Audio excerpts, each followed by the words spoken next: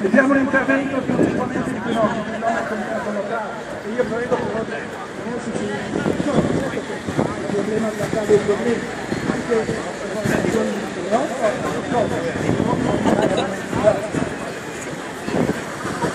Allora, noi qui come Comitato Lontano di Destra del Calcio siamo presenti in piazza come molte altre volte contro il rigassificatore, perché crediamo che le lotte contro le devastazioni ambientali non debbano essere separate fra loro, isolate, perché l'ambiente è un problema che riguarda tutti e tutte, e queste mega opere, sia il rigassificatore, la TAV e molte altre, devastano l'ambiente di tutti, vengono pagate coi soldi nostri, pubblici, di tutti. Per questo è importante che si uniscano e scendano in piazza assieme. Per questo siamo qui oggi con le bandiere notabili, perché siamo venuti già molte altre volte al rigassificatore, un progetto che va affermando le questioni sul pianeta